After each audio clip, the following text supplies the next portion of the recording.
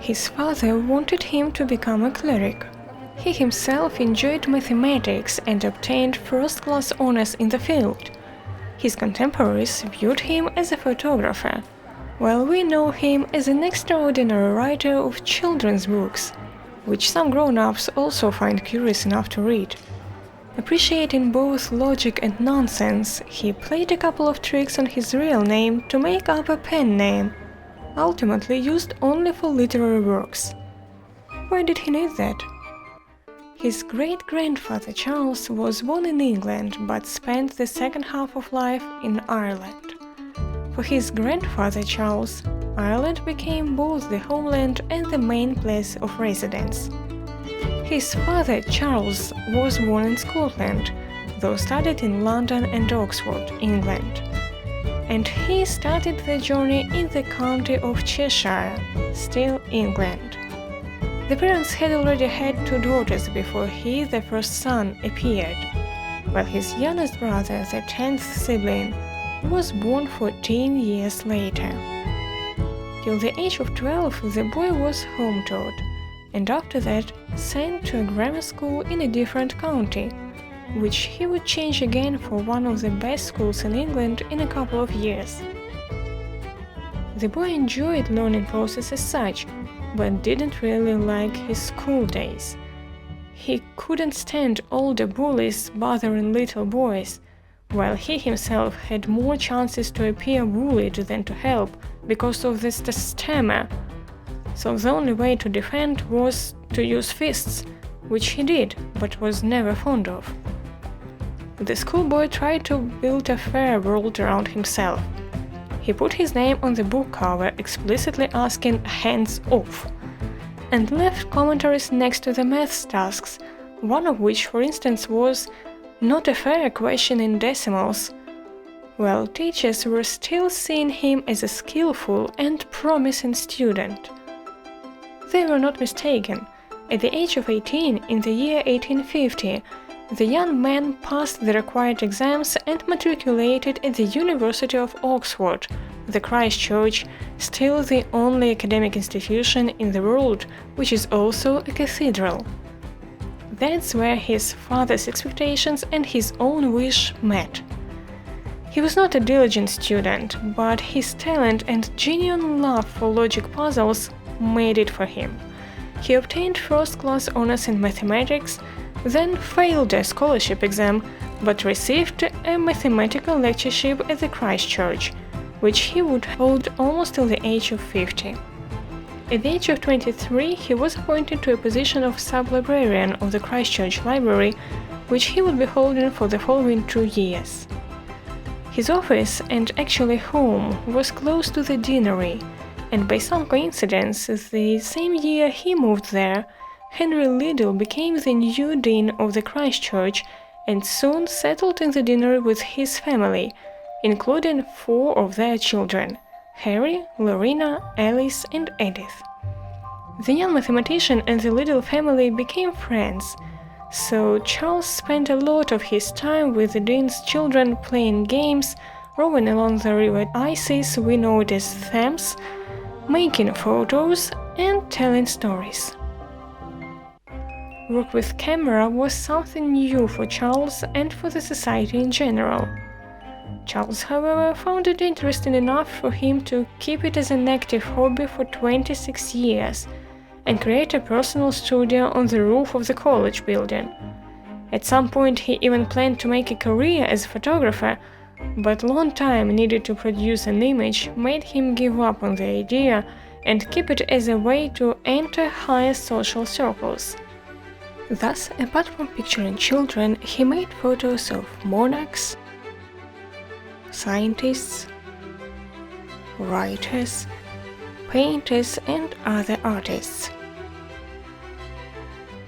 As for the writing, by the time he met the Liddell's family, Charles was already an experienced storyteller. His first big project was the Mishmash Family magazine, which he was writing and illustrating for 7 years to entertain the family. His works appeared in the national and local newspapers, while he didn't think he had written anything truly worth publishing by that time. Meanwhile, his most famous story was first created when he was 24. It was just one more tale to amuse the Liddell's daughters on their way rowing along the river. To somehow personalize the narrative, he as an author made all people traveling in that boat part of the story. Thus, he himself became a big bird Dodo, likely by his real surname Dodgson and the way it is pronounced with stammer. His friend Robinson Duckworth inspired the character of the duck. The Eaglet was a reference to the youngest of the sisters, Edith Liddell. The Lorry was based on the eldest sister's name, Lorena, while the 10-year-old Alice became an inspiration for the main character, Alice. Alice's adventures in Wonderland could have never reached us if not for the real Alice. Among all of the stories ever heard from Charles, she liked the newly created one so much that after the journey she begged Charles to write it down. Of course, some changes took place and some plot details were added in the process. Charles Dodgson shared the manuscript with his another friend, George MacDonald, to present it to his children, and the story appeared so well liked by the kids that George recommended to publish it as a book. Hence, Alice Liddell received the manuscript from the author with his own illustrations, though with a delay of a couple of years. While in 3 more years, the story appeared published under a modified title, including professional illustrations by Sir John Tenniel and signed by Lewis Carroll. It was not Charles's first work published under the pen name, but this one became a real bestseller. The pseudonym actually was not a random new name, but a translated version of his real one, which the editor once preferred. Interestingly, for academic publications on mathematics, he used only his real name to differentiate between the two personas. Similarly, to present himself, he used either one or another name, depending on the situation. Apart from his works in linear algebra and probability, where he also proposed a new, at his times, electoral system, Charles Dodgson invented a system and a device to take notes in the dark, which for the times of a gas lamp was not taken for granted. He also created a double-sided adhesive strip to fasten envelopes, and a device to help those bedridden, a condition he experienced himself for some periods, read from a book placed sideways. He was fond of geometry, and the so-called chessboard paradox was one of his favorites.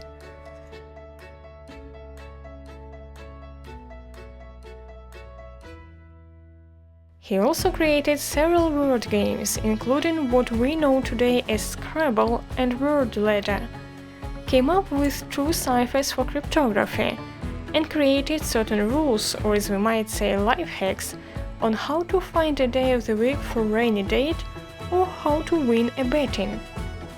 Despite his generally poor health, Lewis Carroll lived till the age of 65 and reached the top of his fame and wealth already during his lifetime, right after the Alice's adventures reached the bookshelves. Did he ever write nonsenses?